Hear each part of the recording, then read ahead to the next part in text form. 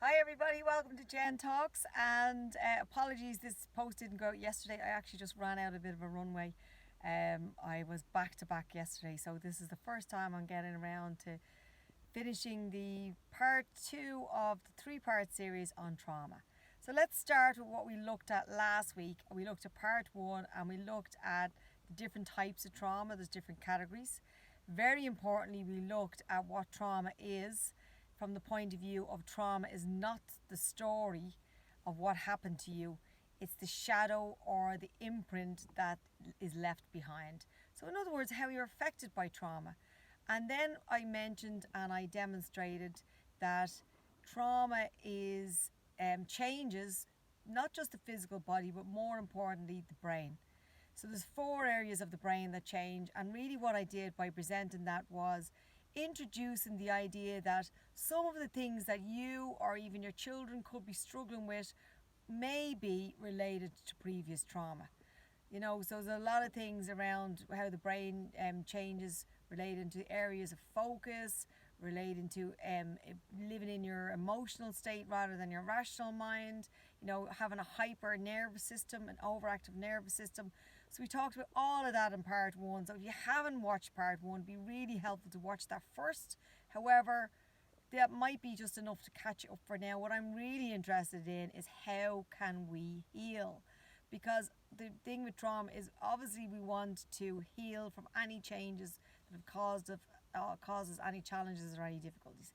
The great news is, and thanks to the wonderful Brian Penny, I just heard him on 2FM this morning, coincidentally. I was planning on speaking about him anyway. BrianPenny.com, that's BrianPennie.com. He has amazing images of an MRI scan carried out on his own brain, pre-mindfulness and post-mindfulness. So 5 years after using mindfulness as a tool, his brain was scanned, and the differences are absolutely phenomenal. So we have the scientific, tangible data to prove that mindfulness, although it might be seen sometimes as one of these wishy-washy woo-woo movements, physically changes the brain. Now there's a new kind of term for mindfulness now, and that's mental fitness. So what we do is we do brain exercises, which really involves controlling the mind, giving the mind monkeys jobs, controlling the breath, that build new neural pathways in the brain. They expand the hippocampus, they shrink the amygdala. Remember, that was the reptile part of your brain that runs the show and just reacts. It's the emotional part of the brain, has a non-thinking function. So when we're in the amygdala, it's often referred to as the chimp, if anybody's familiar with the chimp paradox. Like the animals are running the show, rather than the zookeeper taking control of the animals. The zoo animals are running the show. So when we do our mindfulness or our mental fitness exercises, which I'll be talking more about in a moment, examples of one, then we can control the animals and we can get them to calm down. And the other thing to remember is that is all we're doing. And when I say control, maybe a better word is to nurture and soothe the animal as opposed to controlling it, because we're not trying to beat it with a stick or whip it or lock it in a cage. Because remember, that animal is actually a part of you. It's as much a part of you as every other lovely, lovely piece of you. So what I teach when I'm working with younger children is how to soothe the animals, and I'll talk to you about that on part 3. I'm going to give you a gorgeous little exercise that teaches you how to look after your amygdala part of your brain and how to kind of be aware of it and to recognize it and to nurture it. So going back then to the tools that I really kind of stand over, because I stand over things I've used myself, that I see in my groups and my classes and my clients that have worked for them. Naturally, I'm going to say breath. I'm going to say breath because we all know at this stage, if you've been listening to me for a while, you'll know I'm a huge fan of breath. I'm a qualified breath coach. But it's scientifically known that our breath is completely linked to our autonomic nervous system. And your autonomic nervous system is the part of your system that we have some control over. Some of it's automatic and some of it we can control. And our lungs are the only organ that we have full control over. So we can decide to breathe fast, we can decide to breathe slow, we can even decide to stop breathing if we like. And because of that then, it's given priority in the brain. So when our breathing changes, everything changes. So when we slow our breathing down, is particularly if we can get it down into our belly area, nice and slow, in through the nose preferably, and out through the nose if you can, if not out through the mouth in a pursed shape. Nice slow breaths. That automatically slows down the nervous system. Now, if you're interested in learning more about breath, there's at least 3 videos on the channel relating to breathing exercises. So I'm not going to go into that in a big way, just to know that breath is something that can rewire the neural pathways in our brain, slow down the aging process, build our immune system, reduce stressful hormones, and increase, really helpful hormones in the body. It also helps with hormone imbalance, metabolism imbalance, helps with our glands. I mean, it's just amazing.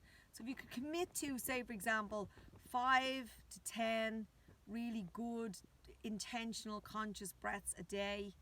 I usually breathe in for the count of 4, so in for 4 and out for 4, nice and slowly. And if you want to regulate your emotions, then the exhale should be a little bit slower than the inhale. So in for 4 and maybe out for 6.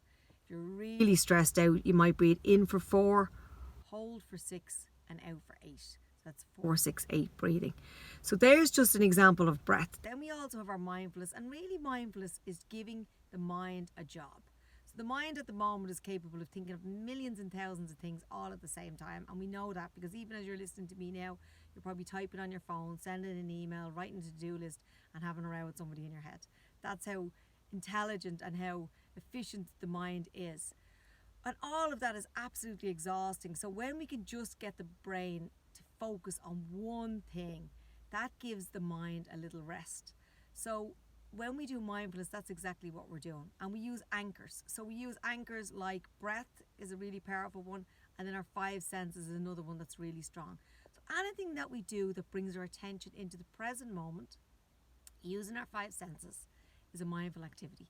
One of my favourite is a mindful cup of coffee or tea. I don't really drink coffee myself, even a glass of water. So as you're drinking it, you just bring it through the 5 senses. What is the touch? What's the touch like? The temperature? What does the cup or the container you're drinking from feel like? What does it smell like? What does it taste like? What does it sound like? And what can I see? And if you could do that for one drink every single day, I mean, I've never got to the end of a cup of tea using that exercise, but I've got halfway through. It's bought me maybe 5 or 10 minutes of a mindful activity, and that is so powerful. It's like the equivalent of you going down and having a lie down in the afternoon. 5 minutes, just dropping in, being present, recharges the mind, and it gives us a specific kind of really high quality energy known as sattva energy. And that sattva energy is so powerful. You mightn't necessarily feel it straight away, but you'll certainly feel it later on. And all of this, regardless of whether we feel the immediate effects, works towards us healing from trauma. So there's just a couple of examples today. There's plenty more to come, and I will be back on next Tuesday talking about some really gorgeous exercise. If you have children that are suffering from anxiety or stress, or you may feel, that may have been affected by trauma, teenagers, absolutely log on next week. I've got the most beautiful exercise I want to show you. And in the meantime, feel free to post your questions or your comments and contact me directly on any of the social media platforms. If you're watching me on YouTube, remember to like and subscribe so you don't miss any more of the videos. And please feel free to comment. I'd love to know, love a bit of feedback on how these videos are going for you, whether you're enjoying them, whether you want more. And also, if there's any topics you want to cover, I'm absolutely delighted to be here talking about whatever little nuggets of wisdom I can pass on. I'm happy to do so. So have the most wonderful day, and bye for now. Thanks for following me and watching, and I'll connect all again with you soon. Thanks, guys. Take care.